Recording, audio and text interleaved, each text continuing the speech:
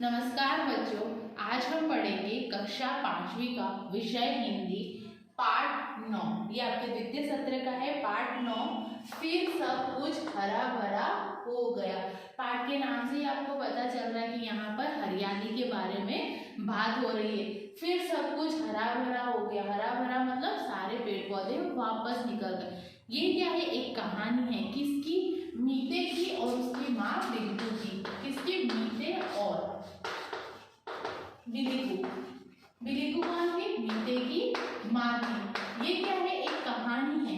इस कहानी के माध्यम से लेखक ये बताना चाहते हैं कि यदि हम किसी प्राकृतिक, हमारी जो ये वनस्पति है या जो प्राकृतिक वातावरण है, उसके किसी एक वस्तु को या एक घटक को नुकसान पहुंचाते हैं तो उसका पूरा हर्जाना सबको भुगतना पड़ता है। तो मीते यहाँ पर क्या है? एक छोटा सा पौधा, बिलिकू क्या है? हवा, और उसकी माँ। दोनों का किरदार क्या कर रहे हैं? वो इस नाटक में निभा रहे हैं इस कहानी के अंदर। तो पहले हम क्या करते हैं? कुछ शब्दार्थ देखते हैं। जैसे मैंने यहाँ पर लिखा है संध्या। संध्या मतलब होता है शाम, शाम का टाइम।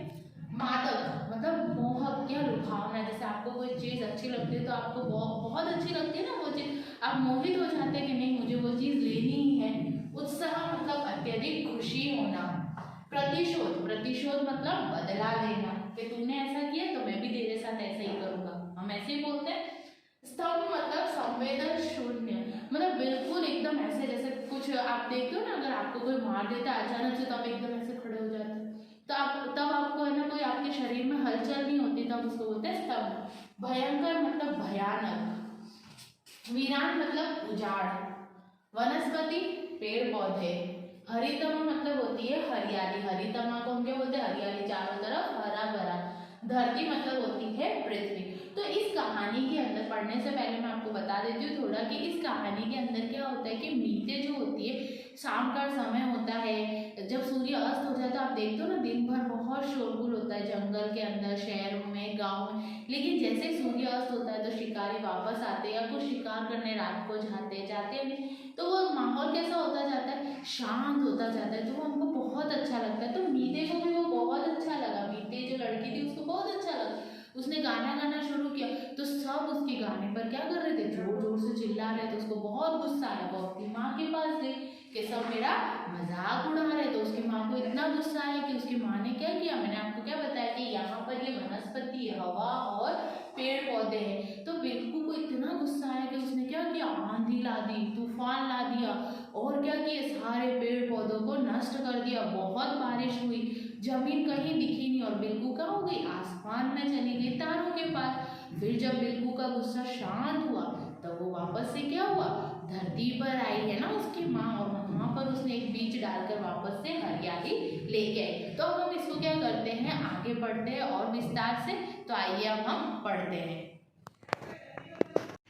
बहुत पुरानी बात है। देखो, पुरानी मतलब बहुत पहले की बात है। संध्या का समय। संध्या मतलब क्या होता है? शाम का समय।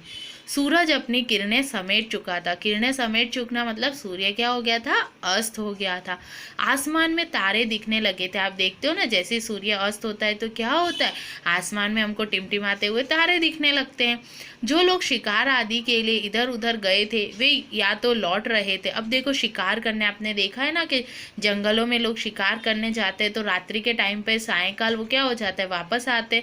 कुछ ऐसे भी थे जो रात में शिकार पर जाने की योजना बना रहे थे, और कुछ लोग ऐसा है जो रात्रि के अंदर मतलब रात को भी शिकार करते थे।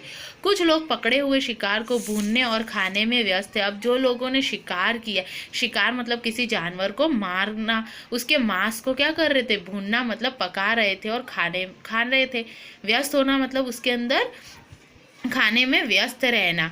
पक्षी अपने अपने घोंसले में लौट आए थे। आपने देखा ना, सारे जो पक्षी होते हैं, जानवर होते हैं, वो रात्रि के समय क्या करते? अपने अपने घोंसलों में, अपने अपने रहने के स्थान पर चले जाते। वातावरण धीरे धीरे शांत और मादक होता जा रहा था। आप देखना, सायंकाल का दिन भर का समय कैसा होता है? बहुत ही शोरगुल वाला होता है, चाहे वो जंगल हो, चाहे वो क्या हो, शहर हो। लेकिन जैसे जैसे सायंकाल हुआ, रात्रि होने लगी, तो वहाँ का माहौल कैसा हो गया? शांत हो गया, मादक हो गया। उस दिन की संध्या वातावरण में कुछ खास उमंग और उत्साह भर रही थी। और उस दिन की जो संध्या थी, वो उमंग मतलब क्या होता है? एक नई लहर, एक उत्साह। उत्साह मतलब खुशी, ठीक है। वह इतनी सुहावनी और खुशनुमा थी कि किसी का भी मन नाचने गाने के लिए मचल सकता था। अब आप देखते हो ना कि जब कुछ शांत होता है सारा वातावरण, ठीक है, तो हमारा मन इतना मोहक होता है कि उसके अंदर हम क्या करें, गाना गाए, शोर मचाए। गाना गाने का बहुत शौक होता है। आप देखते हो ना, जैसे हम लोग क्या करते हैं, कैंप में जाते हैं रात्रि के समय, तो सब कुछ शांत होता है, वहाँ सब क्या करते हैं, आग जलाते हैं ना, और हम क्या करते हैं, गाना वाना गाते हैं उसी तरह से। इसलिए वह अपने को गाना गाने से नहीं रोक सकी। यहाँ पर एक मीते की बात हो रही है, वो अपने आप को गाना गाने से नहीं रोक सकती। वह बहुत जोश और उत्साह से गा रही थी, उसके अंदर बहुत जोश था और बहुत खुशी थी, और वो क्या कर रही थी, गाना गा रही थी। उसी बीच कुछ लोग आपस में झगड़ने लगे, और कुछ ऐसे थे जो मीते के गाने पर अपनी नाराजगी प्रकट करते हुए जोर जोर की आवाज़ें करने लगे। अब देखो, आप देखते हो ना, जैसे हम सब इकट्ठे होते हैं तो कैसे लोग लड़ने लगते, वैसे वो लोग भी क्या कर रहे थे, आपस में लड़ रहे थे। और जो मीते गाना गा रही थी, उसका गाना किसी को अच्छा नहीं लगा, तो लोग क्या कर रहे थे, जोर जोर से चिल्ला रहे थे, शोर मचा रहे थे। मीते को कुछ समझ में नहीं आ रहा था कि शोर क्यों हो रहा है। अब मीते को कुछ पता ही नहीं चल रहा था कि शोर क्यों हो रहा है, भाई क्यों ऐसा हो रहा है कि सब लोग चिल्लाना शुरू कर दिया। धीरे धीरे शोर इतना बढ़ गया कि मीते का ध्यान भंग होना स्वाभाविक था। और जब वो गाना गा रही थी तो उसका जो स्वर था वो क्या हो गया, भंग हो गया। उसने गाना गाना बंद कर दिया, उसने अपना गाना बंद करना पड़ा। उनकी हरकतों से वह बहुत दुखी हुई। अब देखो, आप भी जब कोई गाना वाना गा रहे हो या कुछ काम कर रहे हो और बीच में कोई जोर जोर से चिल्लाता है, तो आपको भी क्या होता है, दुख होता है ना, कि मैं इतना अच्छा गा रहा हूँ या गा रही हूँ और बीच में लोग इतनी आवाज़ें कर रहे। तो वैसा मीते के साथ हुआ।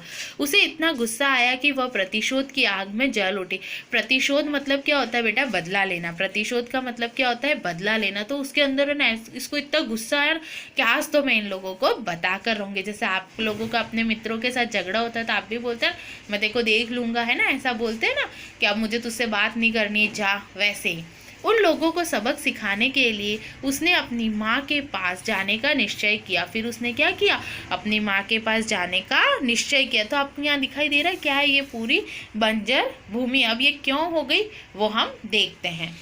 बिना देर के हुए मीते अपनी माँ बिलिकू के पास गई। अब देखो, उसकी मम्मी का नाम क्या था, बिलिकू।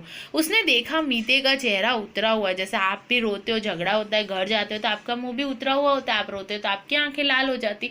वैसे मीते की आंख भी क्या हो गई थी, लाल हो गई थी। आंखों में आंसू भरे तथा बहुत रोने के कारण उसकी आंखें लाल हो गई थी। अब आंखों में से क्या आता है, पानी निकलता है, हम उसको आंसू बोलते हैं। और ज़्यादा रोते हैं तो हमारी आंखें कैसी हो जाती है, लाल हो जाती है।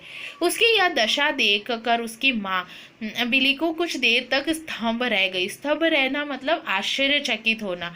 उसने पूछा, तुम्हारी यह दशा कैसे हुई। जैसे आपकी मम्मी पूछते हैं कि क्यों रो रहा है, तेरी ऐसा मतलब क्या हो गया तो तू इतना रो रहा है, वैसे उसने पूछा। जब मैं गा रही थी, कौन बोल रहा है, मीते अपनी माँ से बोल रही है।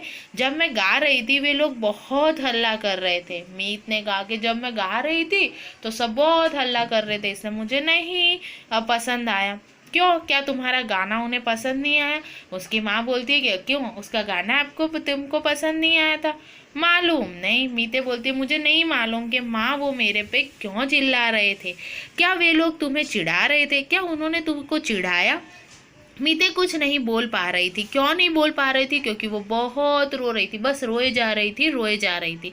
उसकी यह अवस्था देख बिलिकू की गुस्सा आते ही भयंकर तूफान आ गया। और उसकी माँ कौन थी, हवा थी, और बीत क्या था, एक छोटा सा पौधा। ठीक है, तो उसकी माँ को गुस्सा आया तो क्या हो गया, तूफान आ गया। इतनी तेज हवाएं चलने लगी मानो सभी हवाएं एक साथ मिलकर बह रही हो। सारे पेड़ पौधे, अब देखो बहुत तेज हवाएं चल रही थी। क्यों, क्योंकि बिल्कुल कौन थी, हवा थी। ठीक है, बहुत तेज हवाएं चलने लगी। सारे पेड़ पौधे, चाहे वह छोटे हो या बड़े हो, सब धरती को मतलब पृथ्वी को पकड़ रहे थे। आपने देखा ना, तूफान आता है तब सारे पेड़ पौधे कैसे उखड़ जाते हो, इधर से इधर हिलते हैं। अभी तूफानी हवाएं चल ही रही थी कि भयंकर बारिश शुरू हो गई। क्या हो गया? भयंकर बारिश शुरू हो गई। इतनी बारिश हुई कि कहीं भी धरती नहीं दिख रही थी और इतना सारा पानी बरसा। आपने देखा ना, अभी कई जगहों पर बाढ़ आई तो इतना पानी हुआ, इतना पानी कि पृथ्वी जमीन कहीं दिख ही नहीं रही थी। चारों ओर क्या था? पानी ही पानी। इस भीषण वर्षा में सब कुछ डूब गया। और आपने देखा ना, जैसे अभी बहुत सी जगह बाढ़ आई थी तो वहां पर कुछ बचा था नहीं, घर, पेड़ पौधे सब कुछ डूब गए थे। वैसे ही यहाँ पर भी पेड़ पौधे कुछ भी नहीं बच पाया।